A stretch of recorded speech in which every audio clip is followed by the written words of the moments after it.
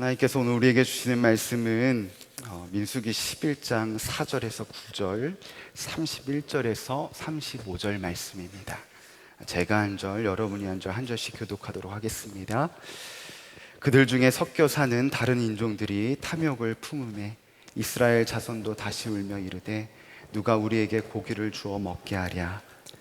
우리가 애굽에 있을 때에는 값없이 생선과 오이와 참외와 부추와 파와 마늘들을 먹은 것이 생각나거늘 이제는 우리의 기력이 다하여 이 만나 외에는 보이는 것이 아무것도 없도다 하니 만나는 가시와 같고 모양은 진주와 같은 것이라. 백성이 두루 다니며 그것을 거두어 맷돌에 갈기도 하며 절구에 찢기도 하고 가마에 삶기도 하여 가자를 만들었으니 그 맛이 기름 섞은 가자 맛 같더라. 밤에 이슬이 진영에 내릴 때에 만나도 함께 내렸더라. 바람이 여호와께서 나와 바다에서부터 메추라기를 몰아 진영 곁에 이쪽 저쪽 곧 진영 사방으로 각기 하루길 되는 지면 위에 2규빗쯤에 내리게 한지라. 백성이 일어나 그날 종일 종야와 그 이튿날 종일토록 메추라기를 모으니 적게 모은 자도 10호멜이라. 그들이 자기들을 위하여 진영 사면에 펴 두었더라. 고기가 아직 이 사이에 있어 씹히기 전에 여호와께서 백성에게 대하여 진노하사 심히 큰 재앙으로 치셨으므로 그곳 이름을 기브롯 핫다와라 불렀더니 욕심을 낸 백성을 거기 장사함이었더라. 한 목소리로 봉독합니다. 백성이 기브롯 핫다와에서 행진하여 하세롯에 이르러 거기 거하니라. 아멘. 아멘. 하나님의 말씀입니다. 추석 명절 당일임에도 불구하고 오늘 예배 가운데 나오신 우리 성도님들 한 분 한 분을 주님의 이름으로 축복합니다. 주님께서 오늘 말씀을 통하여서 우리의 마음을 새롭게 하시고 우리의 기도를 이끌어 가실 줄로 믿습니다. 저는 오늘 말씀을 시작하기 이전에 이렇게 질문하고 싶습니다. 여러분 정말 행복하십니까? 특별히 오늘 민족 고유의 명절인 추석 명절을 보내고 있는데 오랜만에 온 가족들과 친척들이 함께 모여서 행복한 시간을 보내셨을 거라 믿습니다. 며칠 전 신방을 위해 운전하는 중에 라디오 뉴스를 들었습니다. 여론조사 기관에서 며칠 후에 다가오는 추석 명절에 대해서 어떻게 생각하십니까? 라는 그런 질문을 하고 응답을 받았다고 합니다. 조금은 놀랄만한 결과가 나왔는데요. 답변 중에 25%만 추석 명절이 기대된다고 대답하시고 나머지 70%는 추석 명절이 전혀 기대되지 않는다라는 그러한 답변을 하셨습니다. 여러분 이상하지 않습니까? 예전에 불과 몇 년 전만 해도 명절이라고 한다면 정말로 기대하는 마음에 정말로 기성길 그 차량으로 차가 너무나도 막히더라도 그 시간이 짧게 느껴질 정도로 넉넉한 마음으로 이동하고 그리고 아무리 기차에 사람이 많아서 입석으로 가더라도 정말로 마음 가운데 풍요로움이 있었습니다. 그런데 사람들이 이 명절을 너무나도 부담스럽게 아무런 기대 없이 보낸다라는 것입니다. 그 이유를 살펴보니까요. 첫 번째로 추석 명절이 기대되지 않는 이유에 대해서 경제적인 부담에 대해서 이야기합니다. 두 번째로는 명절 가사노동 부담, 그리고 부모님과 친인척 간의 갈등으로 부부 사이에 가족 사이에 서로를 향한 불평과 불만이 갈등을 야기해서 차라리 그럴 바에는 안 만나는 게 좋겠다라는 마음을 갖는다라는 것입니다. 너무나도 안타까운 사실입니다. 가장 즐겁고 행복한 날이 되어야 될 이 명절이 부담으로 다가온다는 사실이 어떻게 보면 이 세태를 바라보면서 하나님께서 우리에게 더 기도할 제목을 주시는 것 같습니다. 사람들은 누구나 행복하기를 원합니다. 불편한 것을 싫어하는 시대를 점점 살아가고 있는 것 같습니다. 그런데 그 행복의 기준을 상황과 조건에 맞추다 보니 그 기준이 깨어질 때마다 행복이 깨어지는 것을 볼 수가 있습니다. 우리는 우리를 불행하게 만든다고 하는 그러한 생각하는 모든 원인이 우리의 상황과 조건에 초점을 맞출 때가 있습니다. 그래서 내가 저 사람이랑 결혼하지 않았더라면, 내가 그때 거기에 입사하지 않았더라면 좋았을 텐데, 내가 그 집을 샀어야 됐는데, 심지어 부모를 잘못 만났다고 생각하는 사람도 있습니다. 대부분의 사람이 내 현재 상황과 조건 때문에 불행하다고 생각을 합니다. 여러분, 이 말이 과연 맞을까요? 오늘 읽었던 이 민수기 11장의 이스라엘 백성은 하나님께서 약속하신 젖과 꿀이 흐르는 땅으로 향하고 있습니다. 이 출애굽 여정은 하나님께서 이스라엘 백성이 가기 싫은 길을 억지로 떠미른 길이 아닙니다. 애굽에서 430년 동안 노예로 살아가면서 이스라엘 백성이 고통 중에 하나님께 부르짖자 하나님께서 그 부르짖음에 응답하셔서 그들을 인도하신 길입니다. 하나님께서 허락하신 길입니다. 그런데 이스라엘 백성에게 떠나지 않는 것이 있습니다. 무엇이죠? 불평과 원망입니다. 출애굽 이후에 애굽의 군대가 쫓아오는 홍해 속에서도 홍해를 가르시고 강야에서 구름 기둥과 불 기둥을 인도하시고 먹이시고 입히셨지만 놀라운 하나님의 은혜 가운데도 그들은 계속해서 불평하고 원망합니다. 여러분, 이상하지 않습니까? 하나님의 놀라운 은혜를 매 순간 경험하고 있음에도 불구하고 불평과 원망이 떠나지 않는다. 조금은 아이러니하게 들립니다. 민수기 21장 5절에 보면 이렇게 기록되어 있어요. 백성이 하나님과 모세를 향하여 원망하되 어찌하여 우리를 애굽에서 인도해내어 이 강야에서 죽게 하는가? 이곳에는 먹을 것도 없고 물도 없도다. 우리의 마음이 이 하찮은 음식을 싫어하노라 하매. 출애굽 이후에 불과 몇 개월 전만 해도 강야에서 마실 물과 먹을 것이 없었습니다. 오히려 그것을 달라고 하나님께 아우성치는 이스라엘 백성이었습니다. 처음 하늘에서 내리는 만나를 먹었을 때 이스라엘 백성들이 얼마나 감격스러웠는지 만나를 꿀로 만든 가자라고 표현합니다.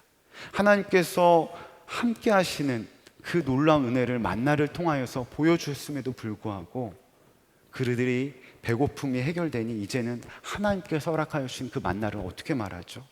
하찮은 음식이라고 표현하고 심지어 싫다라고 말합니다. 이처럼 우리는 상황과 환경이 좋아지고 문제가 해결되면 불평과 원망이 사라질 것이라고 생각을 합니다. 오늘 이스라엘 백성은 보니까 어떻습니까? 그렇습니까? 그렇지 않아요. 지금 묶여있는 재정의 문제만 좀 해결되면 지금의 삶이 좀 좋아질 것 같습니다. 이번에 준비하는 시험에 합격하면 내 인생이 달라질 것 같아요. 날 괴롭히는 직장 상사가 회사에서 떠나면 그것보다 더 좋을 것이 없을 것처럼 보입니다. 그런데 그 모든 것들이 해결된다고 우리의 삶의 모든 문제가 없어지나요? 그렇지 않습니다. 여러분 생각해 보세요. 우리의 삶 속에 문제가 없었던 적이 많아요? 아니면 많았었던 적이 많아요? 아마도 문제가 없었던 적은 없을 것입니다. 하나의 문제가 해결되면 또 다른 문제가 어떻게 하죠? 찾아옵니다. 여러분 매년마다 우리나라 10대 뉴스라고 해서 언론기관에서 뉴스를 발표하는데 저는 지금까지 살아오면서 올해는 경제가 정말 좋아질 것입니다. 이렇게 말하는 뉴스를 들어본 적이 없던 것 같아요. 늘 어렵다, 힘들다, 문제가 있다고 말하는 것을 바라보게 되는 것이 어떻게 보면 우리의 인생과 같습니다. 제가 과거 익산에서 교회학교 전도사로 사역할 때입니다. 교회학교에서 20년 가까이 교사로 헌신하신 권사님이 하루에는 저에게 오셔서 하소연하는 거예요. 전도사님, 제가 아무리 오랫동안 신앙생활을 해도 제 속이 얼마나 좁은지 몰라요 하시면서 지금까지 신앙생활을 헛것으로 했다라는 것입니다. 이유인즉 권사님에게 아들, 딸 하나씩 연년생이 있었는데 결혼도 비슷한 시기에 하고 출산도 비슷한 시기에 해서 조금이라도 몸조리를 도울 겸 해서 아들, 딸 집에 이주를 계획하고 방문하셨다고 합니다.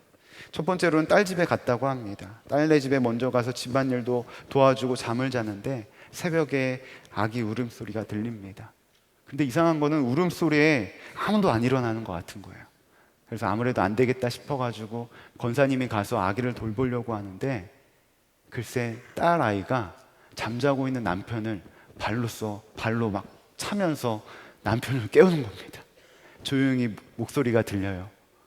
당신이 가서 좀 해줄 분유 좀 먹여. 그 모습을 계속해서 보고 있으니까 사위가 일어나서 분유를 타서 아기에게 먹이더랍니다. 그것을 계속해서 지켜보고 있으니까 마음에 너무나도 흐뭇했대요. 아, 내가 정말로 사위를 잘 얻었구나. 정말로 사위 하나는 잘 얻어가지고 내가 이렇게 잘 마음 편하게 있을 수 있구나. 다음 날도 보니까 또 사위가 일어나고, 그 다음 날도 일어나니까 또 사위가 일어나고, 일주일 동안 그 모습을 보면서 이 권사님이 너무나도 마음이 편했다고 합니다. 일주일 후에 아들 집에 갔습니다. 벌써부터 웃고 계신데요. 똑같이 새벽에 아기가 웁니다. 똑같이 아이를 달려고 하는데 본의 아니게 이 권사님이 어떻게 하나 지켜보셨다고 합니다. 그런데 웬일입니까? 며느리가 직장에서 고생하고 와서 곤히 자는 아이들을 흔들어 깨우고 있더랍니다. 근데 그 모습을 보는데 어찌나 얄미운지 가서 며느리를 깨우고 싶더래요. 내가 어떻게 키운 아들인데, 그리고 낮에 가서 얼마나 회사에서 스트레스 받으면서 힘들었을 텐데 어떻게 그런 아들을 깨우고 있나 원망이 되더래요. 다음 날도 똑같은 상황이 반복되고 말은 못하고 일주일 있을 예정이었는데 3일 있다가 그 모습을 도저히 견디지 못해서 집에 돌아오셨다고 합니다. 집에 와서도 계속해서 며느리가 아들을 깨우는 장면이 묵상이 되면서 며느리에 대해서 원망이 되고 불평이 되셔서 저에게 하소연하러 오신 거예요.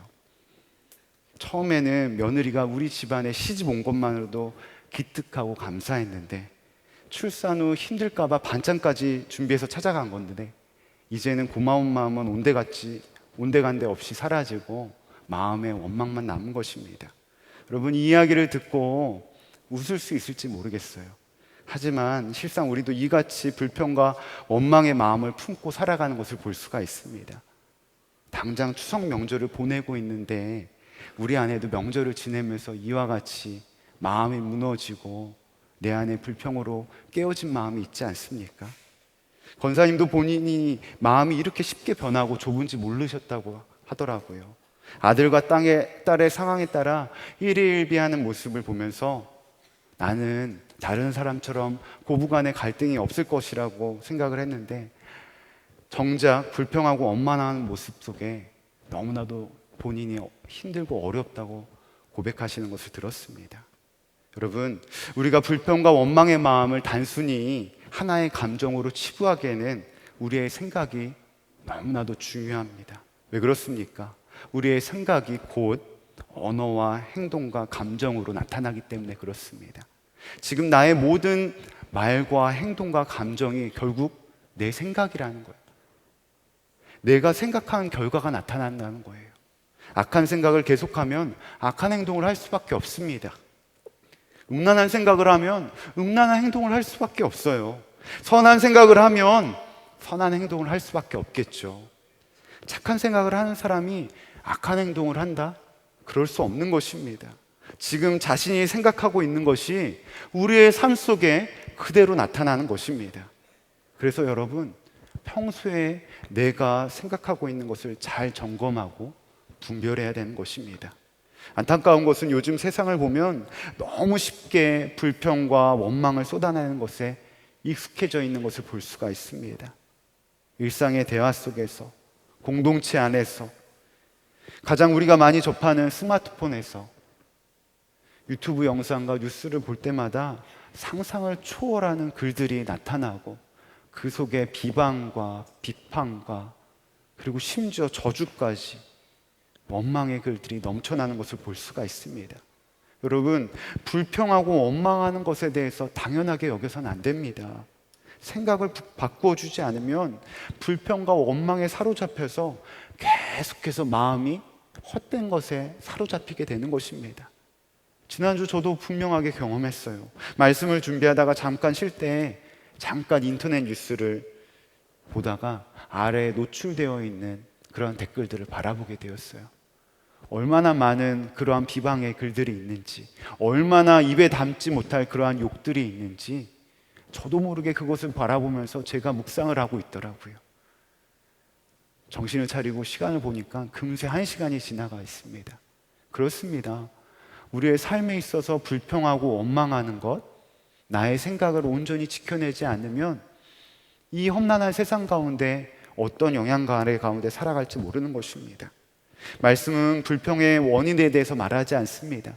다만 우리가 어디에 속해서 살아가고 있는지에 대해서 물어봅니다. 우리가 너무나도 잘 아는 말씀이죠.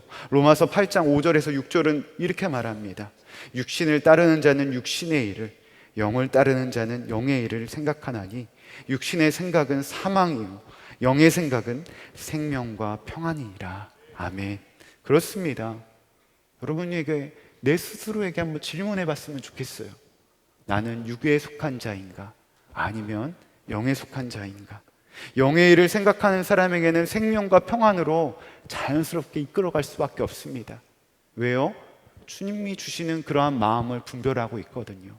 주님께서 허락하여 주시는 생각을 갖고 있거든요. 반면 육신 안에 거하는 사람은 육신의 생각 속에 사로잡혀 영적으로 메마를 수밖에 없는 것입니다. 영적으로 메마르니 불평과 원망에 쉽게 노출되는 것입니다. 더 안타까운 것은 불평하는 사람 주변에는 어떤 사람들이 있죠? 늘 불평하는 사람들이 모여 있어요. 여러분 곰곰이 생각해 보세요. 내가 만나는 사람들은 어떤 사람들을 많이 만나고 있는가? 또 이런 사람이 있죠. 이 사람만 오면 꼭 불평하는 사람이 있어요. 좋은 분위기였다가 불평하는 것으로 변화되기도 합니다. 오늘 말씀에 보니까 불평과 불만 속에서 헤어나오지 못한 이스라엘 백성들을 보게 됩니다. 그들이 어떻게 빠지게 되는지 말씀은 이렇게 말하고 있어요. 4절입니다. 그들 중에 섞여 사는 다른 인종들이 탐욕을 품매 이스라엘 자손도 다시 울며 이르되 누가 우리에게 고기를 주어 먹게 하랴. 이스라엘 백성들이 애굽에 나올 때 다른 종족들도 함께 나왔다고 말합니다. 여기서 말하는 다른 종족은 하나님을 모르는 자녀들을 말하는 겁니다. 그들이 지금 먹고 있는 음식에 대해서 만족하지 못하고 불평하기 시작했어요. 말씀은 탐욕을 품고 불평하기 시작했다고 말합니다. 그래도 더 재미난 것은요, 지금까지 만나 때문에 너무나도 황홀해하고 감격하고 있던 이스라엘 백성들이 어떻게 반응합니까? 불평에 너무나도 쉽게 전염되어서 삽시간에 이스라엘 백성에게 불평이 전염되는 것을 볼 수가 있습니다. 불평한 사람의 특징은 본인도 낙심하게 되지만 다른 사람도 함께 낙심하게 만든다는 것입니다. 오늘 이스라엘 백성들을 보십시오. 삽시간에 그들의 마음이 어떻게 됐죠? 감사하는 마음, 기뻐하는 마음은 온데간데 사라지고 불평 가운데 고기가 없다고 하면서 함께 울고 있습니다. 한 조사에 따르면 1인당 하루에 15번에서 30번의 불평과 헌담을 자신도 모르게 내뱉는다고 합니다. 그 불평과 불만의 결과는 어떻게 됩니까? 우리의 가정과 공동체에 계속해서 부정적인 영향을 끼칩니다. 한 사람의 불평이 옆에 있는 사람에게 전달되고 결국 관계가 단절되는 것을 뛰어넘어서 어떻게 되죠? 더욱더 상황을 악하게 만드는 것을 바라보게 됩니다. 부부 사이를 보십시오. 불평은 내 남편, 아내, 자녀들을 어떻게 만들죠? 똑같이 불평하게 만들어요. 부정적으로 만들어 버린다는 것입니다. 오늘 이스라엘 백성들도 이 불평과 원망이 어떻게 됩니까? 결국 위기를 만들어냅니다. 그러면서 5절에 이렇게 말해요. 우리가 애굽에 있을 때에는 값없이 생선과 오이와 참외와 부추와 파와 마늘들을 먹은 것이 생각나거늘 애굽에 있을 때 그들이 신부는 노예로서 종살이를 하고 살아갔습니다. 종살이 할 때는 힘들다고 우리의 민족을 구원해달라고 외치고 정작 지금 뭐라고 하죠? 출애굽 이후에 노예로 종살이 할 때가 생각난다고 말하고 있어요. 이런 망언이 어디 있습니까? 언제는 구해달라고 하고 구해주고 나니까 지금 와서는 노예로 살아갈 때가 그립다라고 말하고 있습니다. 이처럼 불평은 늘 과거를 포장합니다. 이스라엘 백성들의 말처럼 정말로 애굽에서 맛있는 음식을 공짜로 먹었습니까? 종살이 했는데 어떻게 음식을 마음껏 먹었겠습니까? 그들의 마음의 중심이 탐욕과 불평에 사로잡혀 있고 있으니까 본인들이 생각나는 대로 느끼는 대로 이야기하는 것입니다. 이스라엘 백성이 단순히 고기가 먹고 싶어서 그러는 것일까요? 아닙니다. 단순히 고기를 먹어서가 아니었어요. 이스라엘 백성이 출애굽할 때 하나님께서는 이스라엘 백성에게 빈손으로 떠나지 않게 하셨어요. 하나님은 모세에게 명령하여 애굽 사람들에게 이스라엘 백성에게 필요한 물품들을 구하라고 명령하십니다. 출애굽기 12장 35절에서 38절에 이렇게 기록되어 있어요. 이스라엘 자손이 모세의 말대로 하여 애굽 사람에게 은금 패물과 의복을 구하매 여호와께서 애굽 사람들에게 이스라엘 백성에게 은혜를 입히게 하사 그들이 구하는 대로 주게 하심으로 그들이 애굽 사람의 물품을 취하였더라.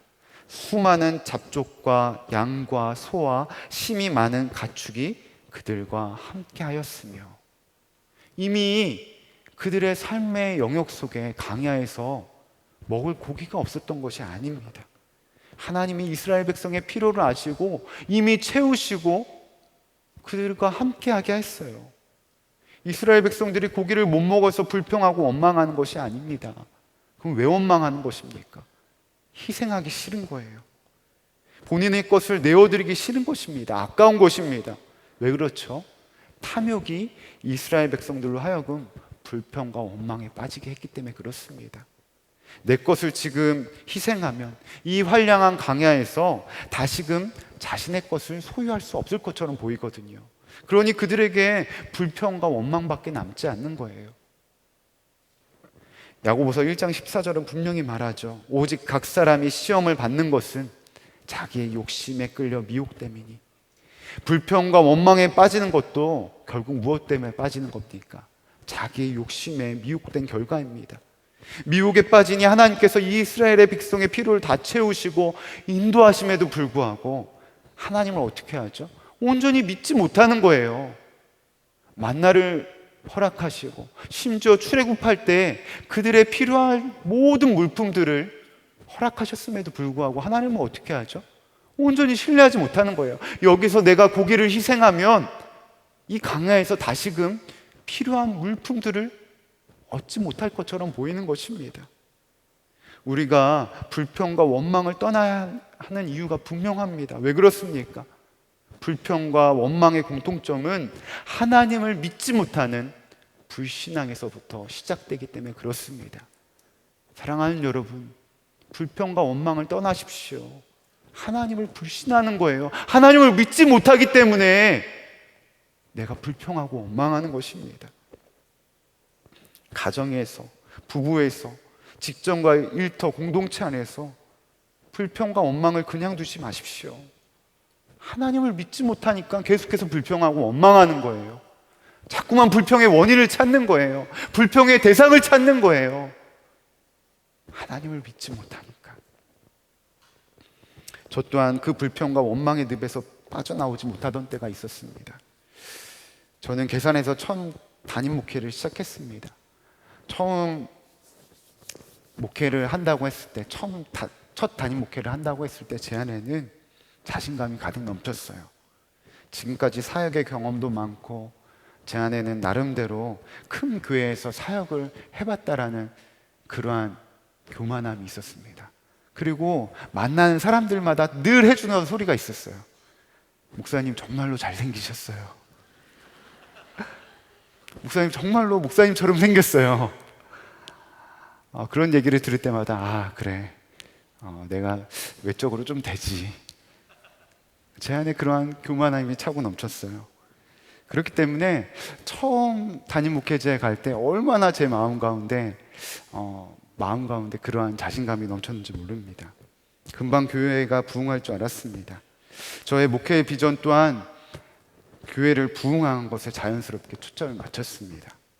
말은 교회의 부흥이라는 말을 사용했지만 이 부흥이 양적 성장을 의미하는 거였어요. 그래서 내가 이러한 작은 시골 교회를 정말로 크게 만들었다, 그런 이야기를 정말로 듣고 싶어 했습니다. 그래서 늘 기도하면 교회 부흥하게 해주세요, 인원 많이 나오게 해주세요.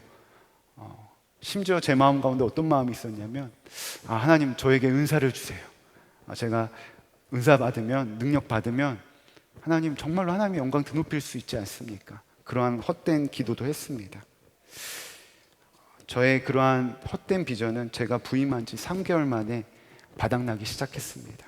자신감을 가지고 왔지만 시간이 갈수록 목회를 잘해야 하는데, 교회가 부흥해야 하는데 성도는 늘지 않고 조급함이 계속해서 찾아왔습니다. 그러니 제 안에 무엇만 남았겠습니까? 불평과 원망이 떠나지 않았어요. 겉으로는 거룩한 것처럼 보이지만 늘 마음에 원망이 있었습니다. 조급해하는 저에게 하나님이 이스라엘 백성에게 만나를 허락해 주시고 불기둥과 구름 기둥으로 인도하셨던 것처럼 저에게도 동일하게 하나님께서는 너의 목회를 인도하신 것들을 보여주기 위해서 매년 돕는 손길을 보내주셨어요. 그래서 국내 선교 아울리팀이 매년마다 오고 기초나는 새로운 성도님들이 교회에 찾아오고 교회 차량 구입부터 건축하기까지 해가 거듭되어질수록 하나님의 인도하심을, 하나님의 살아계심을 분명히 바라볼 수 있는 목회 현장이었습니다. 그런데 여전히 누가 문제였죠? 제가 문제였어요. 왜요? 저는 변화되지 않았거든요. 하나님이 부어주신 은혜가 있음에도 불구하고 제 입술에는 여전히 힘들다, 어렵다라는 이야기가 입에서 떠나지 않았습니다. 이 영향이 가정에까지 이어져서 집에서 아이들이 저를 너무나도 무서운 거예요. 왜요? 제가 방에 못 들어오게 했거든요. 제가 설교 준비해야 되니까, 제가 목회를 해야 되니까 제 방에 들어오지 못하게 했어요. 불평으로 충만해서 농번기가 되면 예배 때마다 자리 없는 성도들을 바라보면서, 빈자리를 바라보면서 저 성도들은 어디로 갔을까 하는 생각에 예배에 온전히 집중하지 못하였습니다. 판단한 마음이 늘 있었어요. 남들이 보기에는 아름다운 환경과 평온한 전원교회처럼 보여서 오시는 분들마다 목사님 교회가 너무나도 아름다워요, 목사님 정말로 행복하시겠어요, 저에게 말해 주셨지만 제 마음 가운데는 여기 와서 한번 살아보세요, 이렇게 말하고 싶을 정도로 마음이 강팍해 있었습니다. 그렇게 5년 동안 담임 목회를 마무리하고 선화목자교회에 부임하게 되었습니다. 대학원을 다니면서 예수님의 사람 제자훈련을 통해서 은혜도 받고 십자가 복음에 대해서 너무나도 큰 그러한 변화를 경험하였기 때문에 제 안에 기대하는 마음이 있었어요. 부임 후에 이번에는 오자마자 영성일기 세미나에 참여하라는 것입니다. 영성일기에 대해서는 예전부터 듣고 있었기 때문에 제 안에 일기를 통해서 사람이 변화될 수 있을까, 달라질 수 있을까 하는 그러한 마음을 가지고 참여했었습니다. 그런데 강의가 진행될수록 충격에 빠지기 시작했어요. 둘째 날 집회 이후에 예수동의 얘기를 좀 제가 읽어드리도록 하겠습니다. 2017년 영성일기 세미나 둘째 날입니다. 새벽에 의식적으로 주님을 찾으며 일어났습니다. 선한목자교회 사역의 첫 시작을 하나님께서 영성일기 세미나에 보내신 목적을 선명하게 깨닫는 하루였습니다. 지난 3주를 뒤돌아보면 주님을 바라볼 여유조차도 없었습니다. 임지 이동 결정 후 후임자 선정부터 인수인계 과정까지, 그리고 5년이라는 시간 동안 함께했던 성도들과 쉽지 않은 이별, 그리고 이사, 새로운 임지 부임까지 주님을 생각하기보다는 눈앞의 현안을 처리하게 급급하였습니다. 지난 이틀 동안 저희 부부에게 하나님은 이번 세미나를 통해 주님을 바라보는 것, 예수님과 동행하는 삶의 중요성에 대해서 말씀하시고 깨닫게 하셨습니다. 강의를 들으면서 지난 5년 동안 목회를 뒤돌아보게 됩니다. 열심히 한다고 했지만 정작 그 열심은 나를 위할 때가 너무나도 많았습니다. 보여주기 위할 때도 너무나도 많았습니다. 부흥을 외쳤지만 진정한 영혼 사랑을 힘쓰기보다는 양적 선정에 초점을 맞춰왔습니다. 성공에 집착했습니다. 미자립교회를 자립교회로 만들었다는 자부심이 마치 제가 한 것처럼 교만하게 하나님의 영광을 제가 다 받으려고 할 때도 있었습니다. 예배 때마다 빈자리를 보면서 안 나온 성도들 때문에 예배에 집중하지 못하고 불평 속에 있었던 시간이 집회 후 기도를 하는데 떠올라 한참 고개를 들지 못했습니다. 더 사랑할 수 있었는데, 더 섬길 수 있었는데 결국 내 자신의 문제였다는 것을 고백하게 하십니다. 지금 후회와 회개의 눈물을 흘리지만 저는 그곳을 떠났습니다. 좀 더 일찍 세미나에 와서 주님 안에서 은혜를 받았으면 좋았을 텐데 후회하는 마음이 생깁니다. 다만 성도님들을 위해 기도합니다. 부족하고 연약한 목사를 그래도 주의 종이라고 사랑하고 섬겨줬던 성도님들, 결국 내 자신의 문제라는 것을 인정하기 싫어했던 내 모습을 바라보고 하나님께 내 자신의 연약함을 내놓습니다. 하나님은 이번 세미나를 통해 5년 목회를 다시금 정리하고 앞으로 맡겨진 사역들의 초점을 어디에 맞춰야 하는지 말씀하십니다. 보배를 담은 질그릇, 그 보배로 오신 예수 그리스도를 더욱더 바라보기 원합니다. 분주함 속에서도 주님을 바라보기를 결단합니다. 예수님께서 마음껏 일하실 수 있는 목회자가 되기를 소망합니다. 하나님께서 부어주시는 은혜가 늘 있었음에도 불구하고 삶의 초점이 눈에 보이는 그런 환경에 맞춰져 있으니까 은혜를 은혜로 받아들이지 못하는 거예요. 조급하고 마음이 너무나도 강박합니다. 불평이 떠나지 않습니다. 그 원인이 정작 나에게 있음에도 불구하고 그것을 애써 외면했어요. 그것을 잊으려고 했어요. 인정하지 못했어요. 여러분, 그렇습니다. 우리도 속지 말아야 됩니다. 힘들다, 어렵다, 안 될 것 같다 해도 소용없다. 내 삶은 이미 지옥과 같다. 불평과 원망의 외침에서 떠나야 되는 줄로 믿습니다. 여러분, 절대로 불평하시지 마십시오. 절대로 원망하지 마십시오. 여러분, 불평과 원망이 찾아올 바로 그때가 예수 이름을 찾아야 될 그때인 줄로 믿습니다. 왜 불평과 원망의 원인을 찾고 남탓만 하고 납치만 하십니까? 바로 그때가 예수님을 찾을 때라는 것을 말씀은 분명히 얘기하고 있습니다. 로마서 10장 13절은 이렇게 말해요. 누구든지 주의 이름을 부르는 자는 구원을 얻으리라. 예수 이름을 부르는 자는 불평과 원망에서 자유할 수밖에 없는 것입니다. 예수님을 믿는 사람에게 분명한 증거가 있습니다. 바로 기쁨과 즐거움입니다. 전혀 기뻐할 수 없는 상황 속에서도 예수님 안에 있는 사람에게는 기쁨이 있습니다. 사도 바울이 이렇게 선포해요. 빌립보서 4장 4절입니다. 주 안에서 항상 기뻐하라. 내가 다시 말하노니 기뻐하라. 사도 바울은 그냥 기뻐하라고 하지 않습니다. 항상 기뻐하는 것이 중요하다고 합니다. 매 순간 기뻐하는 것입니다. 여러분, 어떻게 매 순간 기뻐할 수 있습니까? 매일 밀려오는 수많은 문제 속에서 숨막히게 살아가는 현대인에게 불평하지 말고 기뻐하라는 것은 하나님의 말씀과 현실이 너무나도 동떨어져 있는 것처럼 느껴집니다. 사도 바울이 우리의 삶을 이해하지 못해서 그런 걸까요? 우리에게 항상 기뻐하라는 것이 우리의 삶을 이해하지 못해서가 아닙니다. 사도 바울과 신라가 빌립보 감옥에 수감되었을 때는 갇힐 이유가 전혀 없었어요. 그들이 한 일은 귀신이 들린 여인을 거리에서 안타까우니까 예수 이름으로 고쳐준 것밖에 없었습니다. 그런데 그것 때문에 억울하게 매맞고 감옥에 갇혔습니다. 그 감옥의 현장 가운데 바울과 신라는 어떻게 합니까? 원망하고 불평하나요? 아닙니다. 오히려 감옥에서도 함께하여 주시는 그 주님을 바라보고 기도하고 기뻐하며 찬양했습니다. 사도 바울이 항상 기뻐하라, 내가 다시 말하노 기뻐하라고 선포한 것은 우리에게 도저히 불가능한 이야기를 하는 것이 아닙니다. 예수님 안에 있는 사람에게는 분명히 나타나는 특징이 있습니다.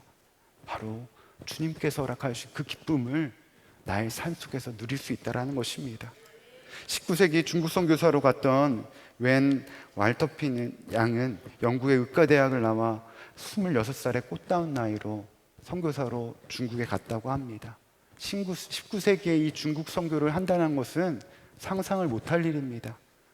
중국 여행을 한다는 것 자체가 내가 그 땅에 가서 죽겠다고 말하는 것과 동일했기 때문에 그렇습니다.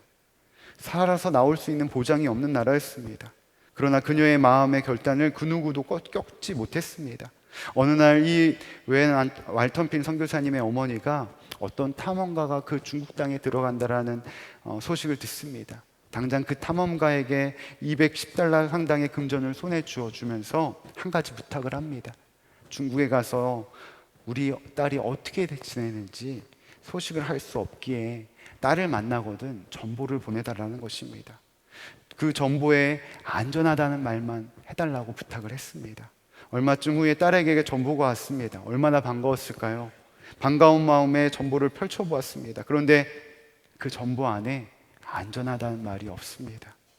대신 이 말이 쓰여 있다고 합니다. 쓰여 있었다고 합니다. 즐겁다, 기쁘다.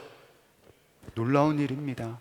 19세기에 영국의 26살 된 자매가 중국에 가서 무엇이 그렇게 즐겁고 기뻤겠습니까?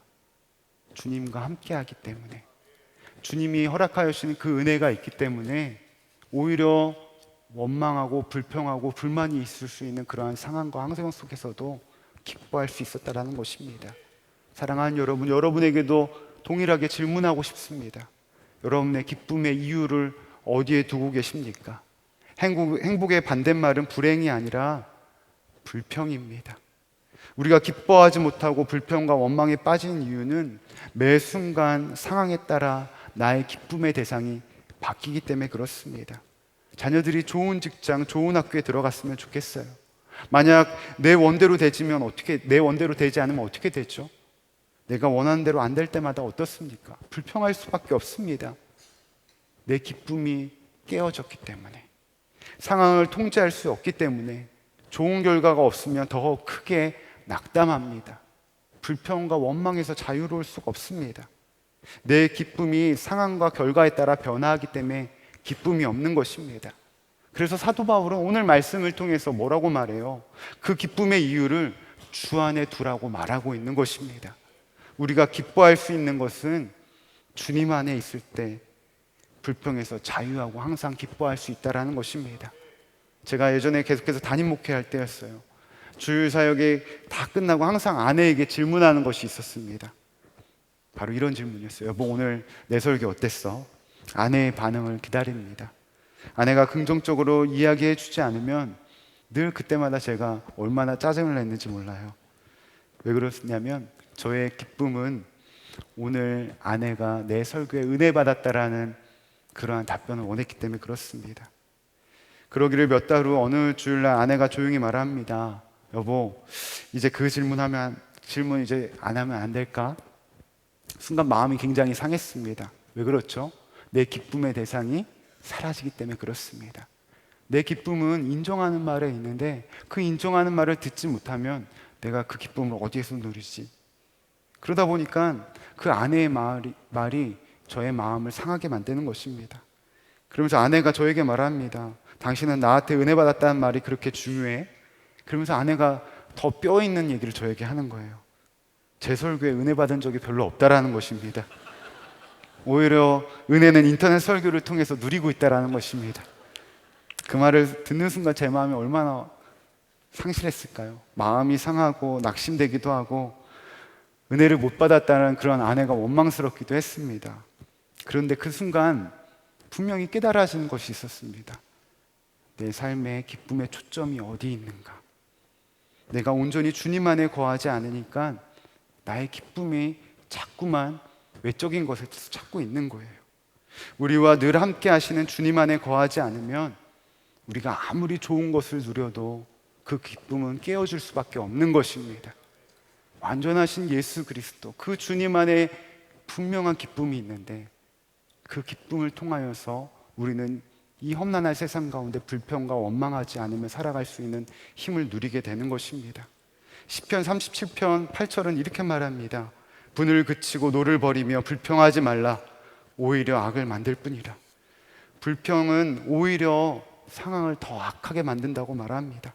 이스라엘 백성을 보면 분명히 알 수 있어요. 고기를 먹고 싶다고 불평과 원망에 사로잡혀 울부짖고 있는 이스라엘 백성을 위해 모세가 취한 행동은 이스라엘 백성과 같이 불평하지 않고 기도하기 시작했습니다. 모세의 기도를 통해서 하나님께서 들으시고 모세를 통해 이스라엘 백성에게 한 가지를 명령하십니다. 18절입니다. 우리가 한 목소리로 봉독합니다. 시작. 또 백성에게 이르기를 너의 몸을 거룩히 하여 내일 고기를 먹이리라. 하나님이 고기를 먹기 이전에 한 가지를 명령하시는 것을 볼 수가 있습니다. 바로 너희들의 몸을 거룩하게 하라는 것입니다. 왜 하나님은 그들에게 거룩을 명령하셨을까요? 정결하게 구별되어 이제는 불평과 원망이 떠나기를 원하시는 하나님 아버지의 마음이 이곳에 있는 것입니다. 더 이상 죄악 아래 있지 않기를 원하시는 하나님 아버지의 마음을 보게 됩니다. 왜 그렇습니까? 죄악 가운데는 하나님의 은혜를 누릴 수 없기 때문에 그렇습니다. 하나님의 바람이 불어와 메추라기 떼를 이제 하나님이 이스라엘 백성에게 보내십니다. 그 양이 엄청납니다. 많은 양의 메추라기 떼가 왔습니다. 성경에 보면 이스라엘 백성 중에 적게 모은 사람도 10호멜을 모았다고 말합니다. 1호멜을 리터로 환산하면 220리터를 말합니다. 10호멜은 그럼 몇 리터죠? 2200리터를 이야기합니다. 적게 모은 사람도 2톤을 넘게 모은 거예요. 이스라엘 백성이 모두가 잡은 메추라기를 진영 사변에 펴두기 시작합니다. 상상을 해보세요. 당시 냉동 저장고가 없기 때문에 당시 행했던 풍습대로 메추라기를 햇빛에 말려 포를 뜨고 있는 것입니다. 메추라기가 사방에 널려 있고 메추라기를 포를 뜨기 위해 잡고 말리는 그러한 피비린내가 진동했을 것입니다. 이러한 광경 속의 말씀은 이것에 대해서 이렇게 말하고 있습니다. 그들이 자기를 위하여 진영 사면에 펴두었다고 말합니다. 지금까지 불평과 원망의 어디서부터 시작했는지 말씀을 이야기하고 있는 거예요. 바로 자기 자신을 위하여 사는 내 자신에서부터 불평과 원망이 시작된 것입니다. 무엇이 없어서 부족해서 없어서가 아닙니다. 하나님의 공급하심은 늘 있었어요. 하지만 이스라엘 백성이 당장 눈앞에 보이는 고기 앞에서 어떻게 반응하고 있습니까? 마치 당장 고기를 못 먹을 것처럼 행동하고 있는 것입니다. 하나님은 말씀을 통해서 분명히 약속해 주셨어요. 19절과 20절입니다. 하루나 이틀이나 닷새나 열흘이나 20날만 먹을 뿐 아니라 냄새도 싫어하기까지 한 달 동안 먹게 하시리니. 그렇습니다. 끊임없이 하나님께서 고기를 공급해 주시겠다고 분명하게 이스라엘 백성에게 약속해 주셨습니다. 앞으로 광야 생활을 위해서 고기를 말려서 저장하는 것이 지혜로운 것처럼 보이지만 앞으로의 광야 생활에서 먹이시고 인도하실 하나님의 말씀과 능력을 믿지 못하는 그러한 믿음 없는 모습을 바라보게 되는 것입니다. 결국 이스라엘 백성들이 어떻게 되죠? 말씀은 분명히 얘기하고 있어요. 그들이 하나님의 진노를 받았다. 하나님께서 이스라엘 백성에게 요구하신 것은 단 하나밖에 없었습니다. 광야에서 언제나 함께 하시는 하나님만 믿고 그 주님 안에 거하라는 것입니다. 어떤 문제를 만나도 하나님께서 도울 거라는 그러한 믿음으로 꿋꿋이 그들의 믿음을 지켜나가길 원하셨다는 것입니다. 우리에게도 동일하게 말씀하십니다. 오늘 이 저녁에 너희는 무엇을 믿고 있느냐? 여러분, 무엇을 바라보고 계십니까? 믿음은 결국 내가 무엇을 믿고 무엇을 바라보고 있느냐는 것입니다. 주님이 나의 주인이 되시냐, 아니면 내 마음, 내 뜻대로 살기 원하느냐는 것입니다. 결국 믿음은 어떤 싸움일까요? 내 삶의 주인이 바뀌어야하는 것입니다. 우리가 예수님을 믿는다는 것, 주님과 동행한다는 것은 내 삶의 주인이 분명하게 바뀐 것을 선포하는 것입니다. 내 삶의 주인이 바뀐 것을 무엇을 통해서 알 수 있습니까? 나무는 무슨 열매를 맺었는지 그 나무가 어떤 나무인지 알 수 있듯이 내 삶 속에 맺어진 열매를 보면 내가 무엇을 믿고 무엇을 의지하고 있는지 바라볼 수 있는 것입니다.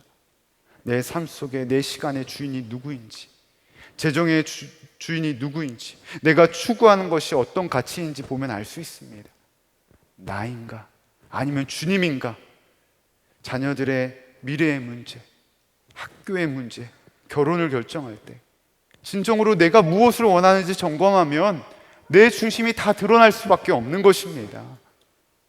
여러분, 여러분의 삶 가운데 어떤 삶을 살기를 원하십니까? 내가 주님을 진정으로 믿고 의지하고 주님과 동행한다고 하는데 어떤 열매를 맺고 계십니까? 지난주 첫째 아들 성현이를 데리고 학교 라이딩을 하는데 저한테 그러는 거예요. 왜 그렇게 시골에 있을 때는 무서웠냐는 것입니다. 아빠 방에도 못 들어가게 하고 항상 큰 소리와 무서운 얼굴을 하고 있었다는 것입니다. 그래서 제가 물었어요. 성현아, 요즘에도 아빠 그래?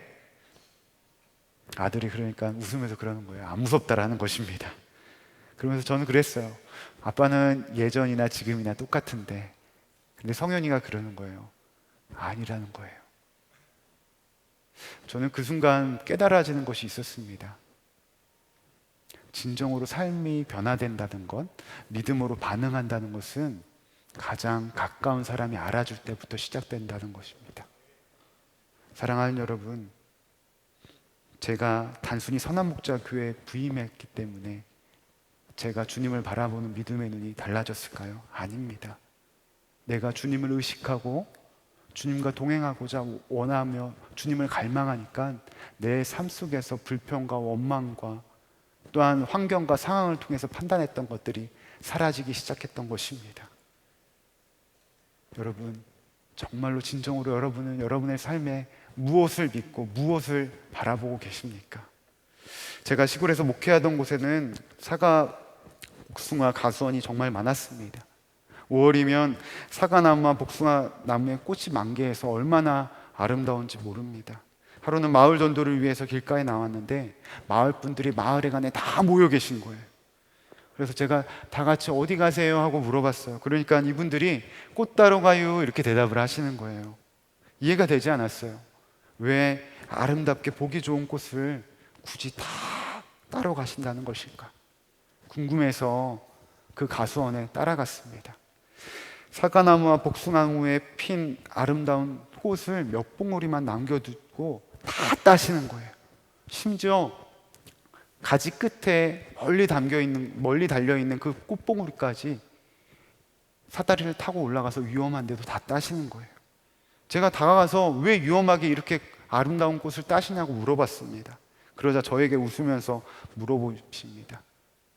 목사님, 이 꽃이 무슨 꽃인지 알아요? 꽃이 있는 자리에 꿀벌들이 와서 수정하면 그곳에 사과, 복숭아, 가을이 달린다라는 것입니다. 나뭇가지에 꽃을 제때 따지 않아서 꽃이 수정되면 나중에 사과, 복숭아 열매들이 많이 달려서 결국 그 나무가 어떻게 되죠? 열매의 무게를 이기지 못하고 나무가 가지가 다 부서진다라는 것입니다. 그래서 이 시기에 보기에 좋은 아름다운 이 꽃을 다 떼어두지 않으면 나중에 가을에 수확할 때 그 수확의 기쁨을 누릴 수 없다라는 것입니다. 이야기를 들으면서 이런 생각을 했어요. 우리도 세상 속에 살면서 이처럼 꽃처럼 아름답고 보기 좋은 것들이 너무 많다라는 거예요. 그 꽃이 물질의 꽃이 될 수도 있고 명예의 꽃이 될 수 있고 자녀의 꽃이 될 수도 있고 부모에 대한 꽃이 될 수도 있고 음란의 꽃이 될 수도 있고 탐심의 꽃이 될 수도 있습니다. 그 다양한 꽃들이 우리를 계속해서 미혹하고 있다는 생각이 들었습니다. 사랑하는 여러분, 우리가 이 꽃들을 다 가지고는 믿음의 좋은 열매를 맺을 수가 없습니다. 불평과 원망이라는 열매를 맺지 않기 위해서는 오직 우리의 주인 되신 예수 그리스도께 이 모든 꽃을 떼어드려야 되는 줄로 믿습니다. 여러분, 우리는 매일 매순간 세상이라는 강야에 서 있습니다. 강야는 고난의 땅이 아니라 하나님의 살아계심을 바라볼 수 있는 곳입니다.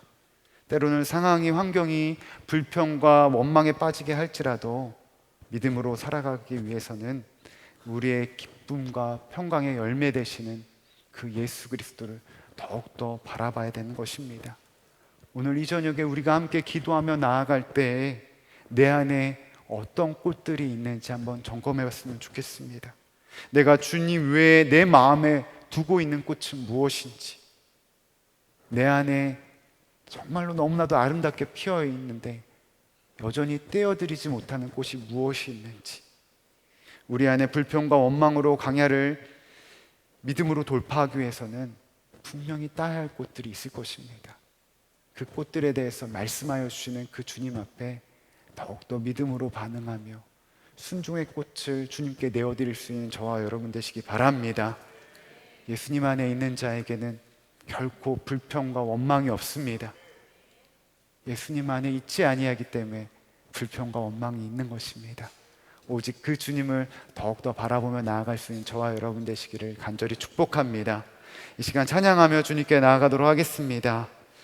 주님께서 이 찬양의 고백처럼 우리와 함께 하시는, 우리 앞에 서 계시는 그 주님, 그 주님으로 말미암아 우리 안에 더욱더 기쁨과 자유함이 넘치게 될 줄로 믿습니다.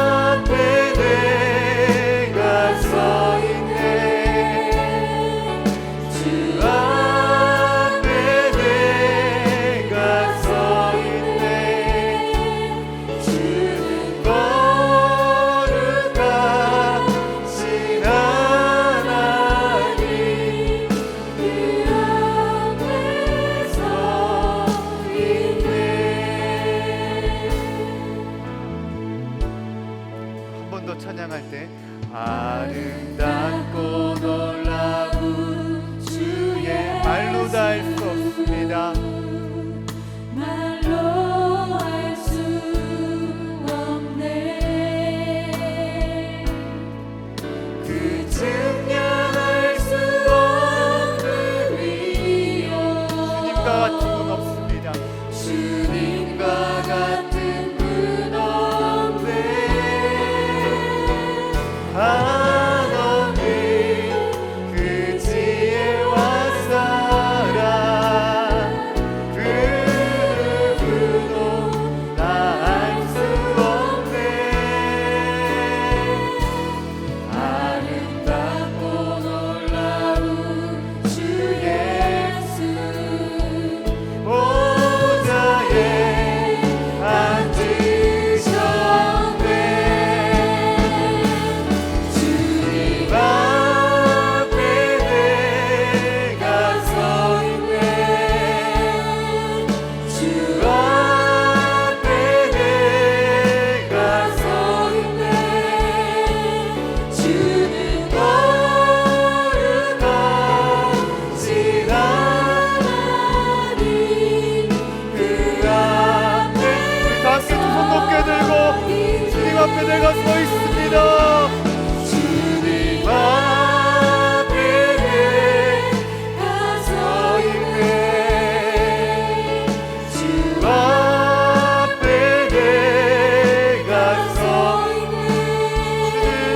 주는 거룩하신 그 앞에 서 있습니다. 우리 마지막으로 한 번 더 고백합시다. 주님 앞에 내가 서 있습니다. 주님 앞에 내가 서 있네. 주 앞에 내가 서 있네. 주는 거룩하신 하나님 그 앞에 서 있네. 우리가 첫 번째로 기도하며 나아갈 때 예수 이름으로 내 안에 있는 불평과 원망의 생각이 끊어지는 이 밤 되게 하여 주시옵소서. 우리 안에 반복적으로 불평과 원망의 마음에 들게 하는 모든 생각이 예수 이름으로 끊어지게 하여 주시옵시고, 어떠한 상황과 환경 속에서 힘들다, 어렵다, 해봤자 소용없다는 부정적으로 생각하고 판단하는 말들이 오직 주의 보혈로 깨끗하게 사라진 이 밤 되어지게 하여 주시옵소서. 이 시간 우리 다 함께 주님의 이름으로 기도하며 나아갑니다. 주여, 아버지 예수 이름으로 내 안에 불평과 원망이 끊어지게 하여 주시옵소서. 오직 주님께서 허락하여 주시는 그 은혜를 누리며 나아가기 원합니다. 주님께서 허락하여 주시는 그 은혜를 누리며 나아가기 원합니다. 아버지께서 허락하여 주시는 그 은혜를 분명하게 누리며 나아가기 주의 은혜를 허락하여 주시옵소서. 소망으로 나아갑니다. 아버지께서 함께하여 주시는 그 은혜를 누리게 하여 주시고, 주님의 빛으로 주님께서 허락하여 주시는 그 은혜를 분명하게 누리며 나아가게 인도하여 주시옵소서. 주여, 아버지를 경건하게 역사하여 주시는 하나님의 은혜를 분명하게 누리며 나아가게 원하옵니다. 주님께서 허락하여 주시는 그 주님의 은혜 가운데 믿음으로 세워져 나가게 인도하여 주시옵소서. 아버지, 우리 안에 불평과 원망들이 끊어지기 원합니다.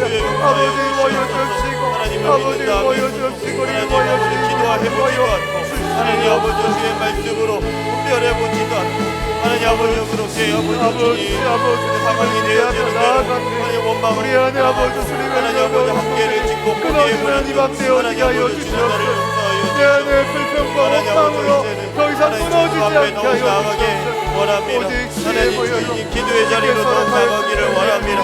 주님께 묻는 자가 되기를 원합니다. 하나님 아버지 주님께서 허락하시는 말과 하나님 소망의 하나님 아버지 주님 결단들을 주 앞에 이루어가게 하여 주시옵소서. 자, 우리 두 번째로 기도하며 나아갈 때는 주님, 내가 이제 더 이상 불행하게 만든다고 하는 생각과 마음이 하나님 내 안에 아버지 함께하여 주시는 그 주님으로 말미암아 깨끗하게 회복되어진 이 밤 되어지기 원합니다. 누구든지 주의 이름을 부르는 자는 구원을 얻으리라고 말씀하여 주시는 주님, 내가 불평의 말과 원망이 되어질 때마다 주님을 찾을 수 있는 믿음의 은혜를 더하여 주시옵소서. 내 안에 함께하여 주시는 그 주님, 그 주님으로 말미암아 내 안에 분명한 기쁨이 회복되어진 이 밤 되어지게 하여 주시옵소서. 다 함께 기도하며 주님께 나아갑니다. 기도합니다. 아버지 하나님 은혜의 감사와 찬양을 드립니다. 아버지 내 안에 아버지께서 허락하여 주는 그를 이루하여 주시는 아버지 허락하여 주는 그 밤이 되어지기 원합니다. 아버지 이루하여 주옵시고 아버지 이루하여 주옵시고 소망함으로 나아가오니 주님께서 허락하여 주는 그 은혜를 드리며 나아가게 이루하여 주옵시고 하나님께서 허락하여 주는 그 은혜에 믿음으로 반응하며 살게 하여 주시옵소서. 아버지 이루하여 주옵시고 이루하여 하실 것인지 하나님께 묻고 나아가는 자가 되게 해주시옵소서. 지혜로운 기도에 아버지 저희 하나님 아버지 무릎되게 해주시기를 바랍니다. 하나님 아버지 저희 혼자가 아니고 하나님 혼자 살아갈 수 없는 자 하나님 혼자 살아가서도 안 되는 자이고 아버지 주님 앞에 깨닫고 하나님 아버지 주님 온전히 행하며 아버지 어느 순간에서나 나를 주목하시고 아버지 친히 이끌기 원하시는 주님을 더욱 의식하며 살아가게 하여 주시옵소서. 하나님 아버지 은혜를 하나님 아버지 주님 고아처럼 그렇게 살아가지 않게 하시고 영적인 고아처럼 혼자 결정하고 혼자 판단하고 하나님 혼자 힘들어하고 모든 짐을 내가 지고 가는 자가 되지 않게 하여 주시고 하나님 무거운 짐을 주 앞에 내려놓고 하나님 우리가 마지막으로 한 번 더 기도하며 나아갈 때는 믿음으로 불평과 원망을 잠재우고 오직 예수 그리스도 안에서 순종의 삶을 올려드리기 원하시는 분들을 강단으로 초청합니다. 혼자서 기도하기 어려우신 분들, 기도가 막혀있는 분들, 몸이 아프신 분들은 앞에 나오셔서 기도 제목을 적으시면 목사님들에게 안수기도를 받으실 수 있습니다. 다 함께 마지막으로 기도하며 나아갈 때 내 안에 주님께서 허락하여 주시는 기쁨이 회복되고 차고 넘쳐나게 하여 주시옵소서. 오직 내 안에 기쁨의 이유가 오직 예수 그리스도가 되게 하여 주시옵시고 기쁨의 이유 되시는 예수 그리스도만 바라보는 믿음의 눈이 열려지게 하여 주시옵소서. 다 함께 주님의 이름 크게 부르고 기도하며 나아갑니다. 주여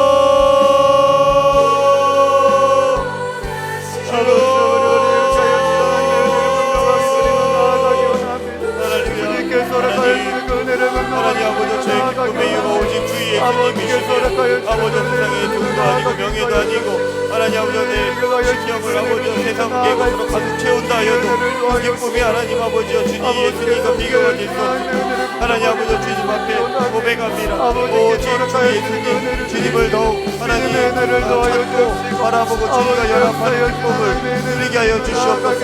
하루하루 한순간을 살아갈지라도 하나님 아버지 주님과 하나님 깊이 기도 가운데 교제하며 기쁨을 누리게 하여 주시고 말씀을 보며 하나님 또한 주님께 예배 드리며 하나님 아버지 주님께서 주시는 말할 수 없는 하늘의 기쁨을 하나님 아버지 주님 저희 심령으로 충만하게 누리게 하여 주시옵소서. 오 주여 하나님 주님께 하나님 아버지 더 이상 세상이 썩어질 것들로 마음을 채우며 살지 않게 하나님 아버지 주님 오늘 결단하는 이 밤이 되게 하여 주시옵소서. 하나님 믿음의 눈을 열어주시옵소서. 하나님 그 무엇도 하나님 아버지 주 예수님을 대신할 수 없음을 하나님 아버지 주님 보게 하여 주시옵소서. 하나님 아버지 이제는 하나님 아버지 썩어진 것들로 아버지 목매고 사람의 하나님 아버지 의존하고 하나님 아버지 주님 그렇게 살아왔던 하나님 아버지 결단하며 주님 앞에 내려놓고 오직 주 예수님만 따르며 오 주여 주님 앞에 하나님 아버지 주님 의로운 자로 법 없는 자로 거룩을 갈망하는 자로 살기에 하나님 결단하게 하여